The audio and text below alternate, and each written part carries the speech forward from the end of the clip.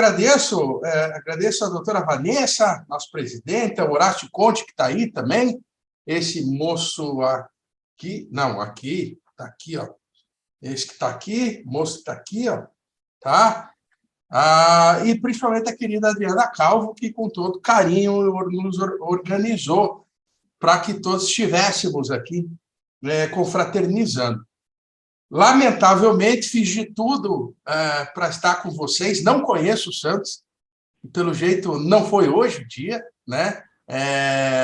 Fiz de tudo para estar com vocês, mas, lamentavelmente, esses protestos antidemocráticos, esse pessoal fez com que eu não conseguisse chegar até São Paulo e, principalmente, até Santos. Espero quem sabe ser convidado um outro dia para falar de um outro tema e para estar com vocês, para conhecer Santos, que é uma cidade muito bonita. Eu gostaria de cumprimentar a Associação de Advogados Trabalhistas de Santos. Eu sou advogado trabalhista, eu sou advogado de trincheira, eu sou advogado de ir na vara mesmo, quer dizer, eu sou aqui diretor da nossa Associação dos Advogados Trabalhistas aqui do Paraná. Cumprimento a todos também, na pessoa da doutora Roberta Santiago, nossa presidente, e eu acho que é muito salutar que a gente converse entre a gente mesmo, né? Nós somos advogados, nós temos nossas dores, a gente sabe quanto o PJE faz mal para a gente, né? E como é bom que nós conversemos entre nós, advogados, né? Justamente para discutir aquilo que nos afeta e aquilo que nos é útil, principalmente. Então, por esta razão que eu os cumprimento novamente, lamentando não poder estar com vocês hoje por conta desse absurdo que nós vimos, pelo menos, na estrada, né?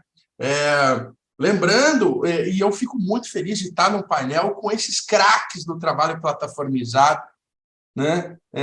A doutora Ana Paula Misculin, que tem esse livro extraordinário, estou com ele aqui na minha mão também, faço questão de mostrá-lo, olha, vão lá comprar, né? Já está na 2ª edição, né? O trabalho do professor Freitas, nosso professor lá da USP também, eu sou pesquisador da USP, lá no outro grupo de estudo chamado GETRAB, do professor Nelson Manrich, que é um trabalho inovador, absolutamente inovador. Em 2017, estive na OIT para participar de um congresso que, na verdade, abriu essa discussão toda, congresso com o Valério Stefano, com o Jeremias Pressel, pessoas que primeiro escreveram sobre o tema, e quem estava lá era justamente um trabalho a ser apresentado do professor Freitas, junto com o seu pupilo lá, o seu colega, o Vitor, né? E eu, pela primeira vez, isso foi antes, inclusive, de existir o próprio trabalho plataformizado, que eu chamo, que é uma nomenclatura que eu gosto de usar, que é o trabalho plataformizado das entregas, por exemplo, que surgiram em 2017. Né? Lembrando que o trabalho plataformizado iniciou no Brasil em 2014, a partir da instalação do Uber na Copa do Mundo. Enfim, eu agradeço aos 45 minutos que me foram dados, né? E eu sei, não precisa falar, eu sei, estou brincando. Mas eu vou falar para vocês hoje sobre um tema muito, muito, muito específico. 2 temas, na verdade, se der tempo. Um é o uso da jurimetria para o auxílio na definição da estratégia processual, né? O uso da jurimetria, que é uma ferramenta absolutamente legítima. E não só é uma ferramenta legítima, como é uma ferramenta absolutamente recomendável para nós, advogados, principalmente depois da reforma trabalhista de 2017, na qual, doutora Adriana Calvo, meu colega Horácio, nós passamos a ter uma responsabilidade a mais com os nossos clientes a partir do momento que se instituiu o pagamento de honorários advocatícios sucumbenciais. A partir do momento que tem honorários advocatícios sucumbenciais, nós precisamos ter o que a gente chama de litigância responsável, né? Ou seja, e é absolutamente comum, fácil e tranquilo de nós termos acesso hoje já existem, eu tenho aqui no meu escritório, por exemplo, um programa no qual você recebe a petição inicial, ele pesca essa petição inicial a partir do momento que ela é dada entrada no PJE, e ele já joga com base nos últimos 5 decisões daquela vara, o percentual de chance de ganho e perda que o meu cliente vai ter naquele caso, né? O que não precisa ir tanto à frente nessa questão de inteligência artificial, um simples consulta aí ao Jus Brasil ou a qualquer site de R$ 29,90, nós temos acesso a informações e acesso a informações jurimétricas que fazem com que a gente tenha condições de dar ao nosso cliente, essa questão importante que é a jurimetria, que faz com que a gente tenha condições de dar a ele um percentual, ou ao menos um universo, uma visão daquilo que a gente pode perder e que a gente pode ganhar. E com essa visão que nós, advogados, temos obrigação de fazer para o nosso cliente, né? Justamente para que ele tenha mais informações e litigue de forma responsável, né? Nós temos condições, inclusive, de estabelecer, colegas, doutora Vanessa, estratégias processuais, né? Ou seja, se cai na 13ª turma aí de São Paulo, eu tenho condições de saber quais foram as decisões que antecederam aquele meu entendimento. E com base nessa decisão, nessa informação que eu tenho, né, eu tenho condições de estabelecer uma estratégia processual que inclui, inclusive, o quê? Fechar um acordo. Isso não tem nada a ver com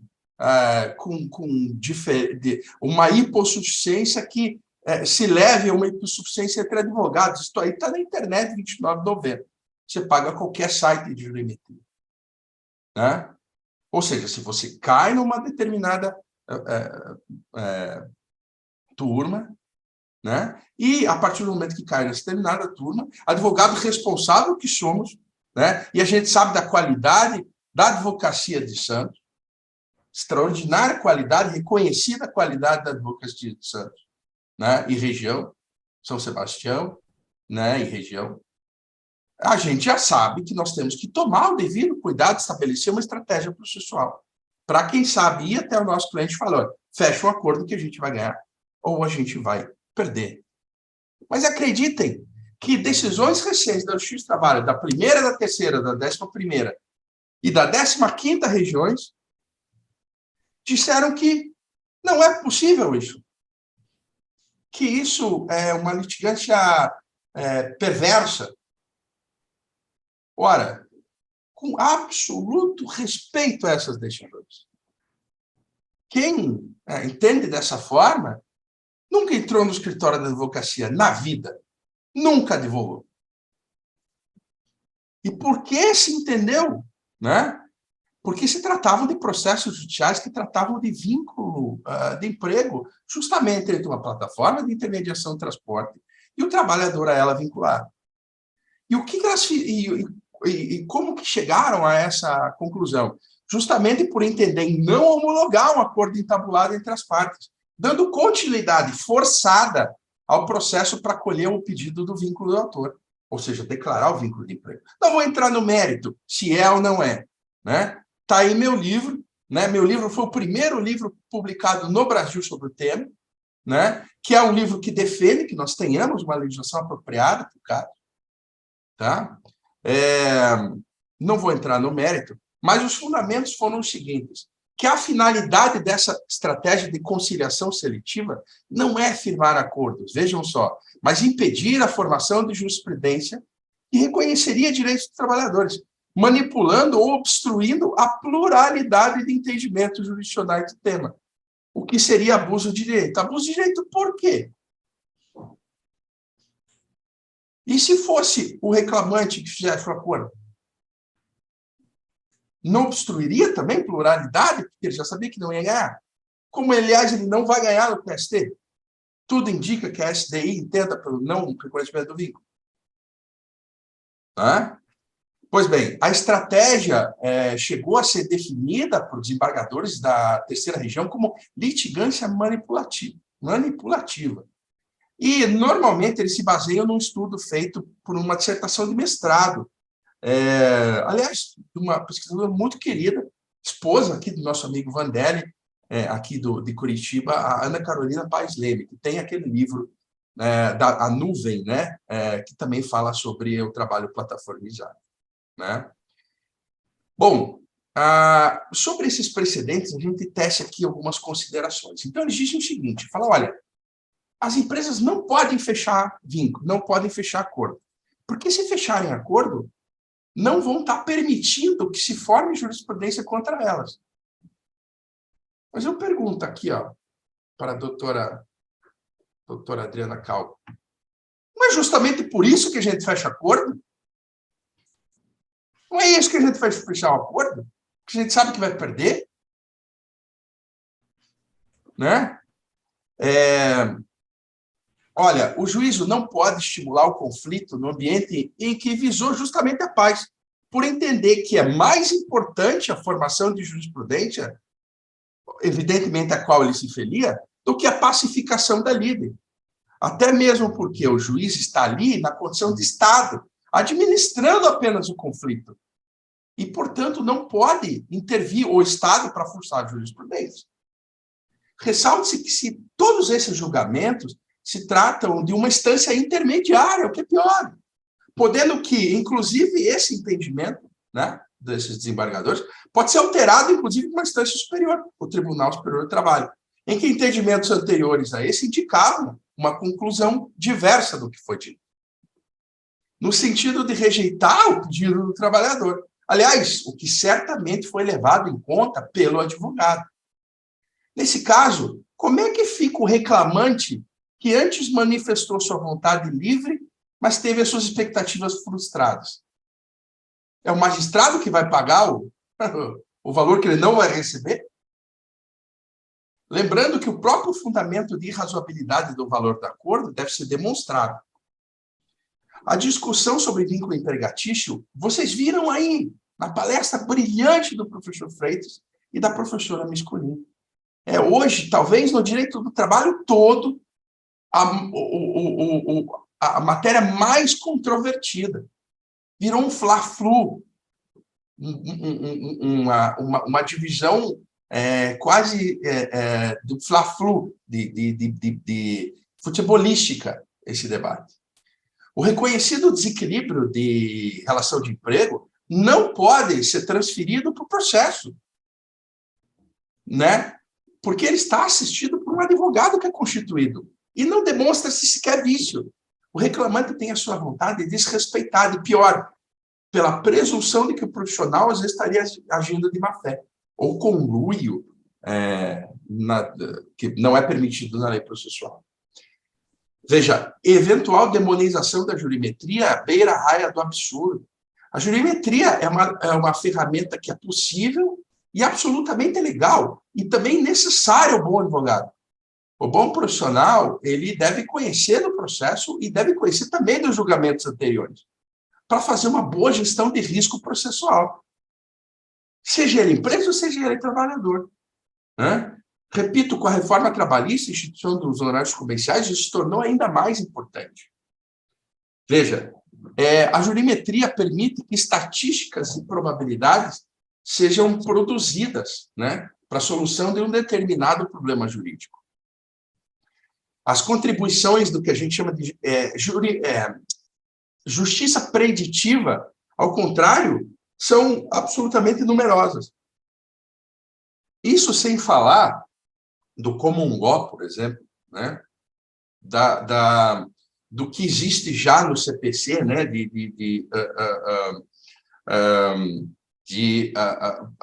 Vinculativos, né? De súmulas vinculativas. E veja, detalhe, eu vou dizer ainda mais, quem advoga para a empresa sabe muito bem que a empresa, responsavelmente e por condições que ela sabe acontecem por a imposição do departamento financeiro, né? Elas têm que provisionar, fazer o provisionamento em razão dessas decisões judiciais. E esse provisionamento né, que é determinado de forma contábil, pela contabilidade, só pode acontecer se houver uma justiça preditiva das previsões que vão acontecer. Ou seja, de posse dessas informações, o advogado pode aconselhar, orientar o seu cliente. E sim, em acordos judiciais. Para os advogados de reclamante, é uma fonte de segurança jurídica, né? Ele terá meios para reivindicar e dizer a chance para o seu cliente, inclusive de pegar ou não o processo. A gente não quer entrar em barca furada. Por mais que se saiba agora, com essa decisão da semana passada do TST, foi publicado, que basta uma declaração para que se comprove a justiça gratuita. Mas isso não exclui a possibilidade da outra parte vir e demonstrar de forma contrária. E detalhe, a jurimetria estimula o desenvolvimento de soluções amigáveis, né? E a desobstrução dos tribunais. A gente não pode transferir hipossuficiência para o advogado ou para o processo. Isso sem falar pelos serviços. A gente viu, teve a Lotec aí em São Paulo, recentemente,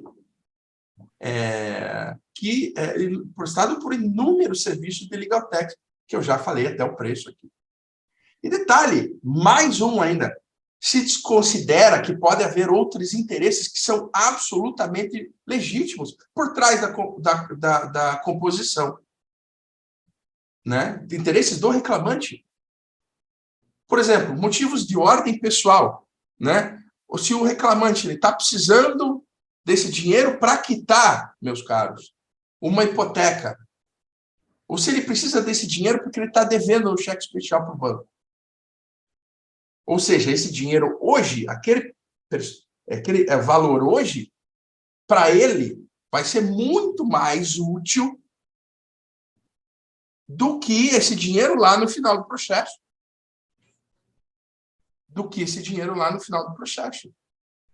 Né? Se conhecemos que esse poder está para o juiz, amanhã, pior, a gente pode acontecer o oposto, recusar a homologação para fazer jurisprudência negativa aos interesses. Só cabe ao reclamante sopesar a ele quais são as necessidades que ele tem naquele momento. Então, se trata, como dito, esses precedentes de demonização da jurisprudência, da jurimetria, absolutamente arriscados na justiça do trabalho. A não aceitação, gente, de acordo, considerando, inclusive, a necessidade momentânea pessoal do autor, ou estratégia processual com o objetivo de construção de jurisprudência que se feria, seja positivo ou seja negativo. É absolutamente errado, um equívoco. Né? E eu não esqueço aqui que a homologação do acordo é uma faculdade do juiz. Está lá, é uma jurisprudência pacificada no TST. Mas o impedimento à autocomposição, com o intuito claro de forçar a jurisprudência ou obstruir uma vontade, é absolutamente, eu diria até ilegal. Retire, se não quer compor, ou verificada a intenção de compor, todo mundo sabe, retira-se o processo de pauta. Inclusive, existem nos tribunais do trabalho do Brasil setores próprios para isso, os conhecidos sejusques, né? Mas jamais forçar julgamento. E detalhe, o que mais me assusta é que isso acontece em 4 tribunais do Brasil. 4. Direito do trabalho é matéria de direito privado. Direito privado. Tá?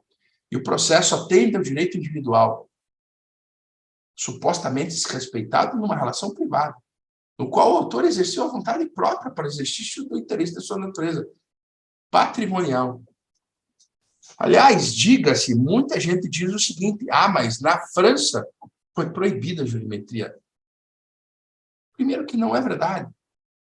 Segundo, o que lá aconteceu foi no intuito de não divulgar nome de juízes e não divulgar nome de servidores. Justamente para que esses servidores e esses juízes não fossem perseguidos. Levando aqui em conta, já levando para o final, O julgamento jamais pode ser de ofício. Desaparecido o interesse manifestado no acordo, desconsiderado pelo agente do Estado, que, no caso, é o juiz. O risco de proferir decisões injustas e apaixonadas, como tem acontecido nesse caso das plataformas, é absolutamente inevitável nesse caso, quando ele quer forçar a sua vontade de fazer jurisprudência. Tá? Mais uma vez, eu gostaria de agradecer, deu aqui meus 20 minutos. Lamentavelmente, a gente não vai poder entrar no mérito do outro tema, mas eu acho que esse tema aqui eu consegui esgotar. Eu espero 3 coisas. Primeiro, que tudo que eu falei tenha feito sentido para vocês. Segundo, que vocês tenham aproveitado aquilo que eu disse. E terceiro, que vocês saiam daqui sabendo mais do que entraram. Tá? Só terminando, uma coisa que eu gosto de citar em todas as palestras, principalmente quando eu falo de advogado. O direito do trabalho, hoje, ele caminha para o que eu chamo de direito do trabalho do conflito. Direito do trabalho do conflito. Se vocês pegarem na internet, o que se vende hoje? Seja craque na execução, viva o recurso de revista, como conseguir recurso de revista. E o direito do trabalho está sendo reconstruído hoje, reconstruído do zero. Né? As plataformas digitais, elas só adquiriram esse protagonismo quando caíram na justiça. Se pegar os 5 livros vendidos hoje de curso de direito de trabalho e curso de processo de trabalho, os 10 são de juízes. Diferentemente do que era antes, com a Mauri Mascaro Nascimento, Otávio Bueno Magan. Então, na hora de a gente pensar em reconstruir o direito do trabalho da forma como está acontecendo hoje, vamos deixar um pouco de lado o direito do trabalho do conflito.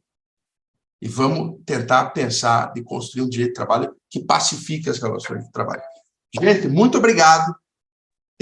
Um abraço a todos vocês, eu agradeço e espero estar com vocês numa próxima oportunidade. Tchau.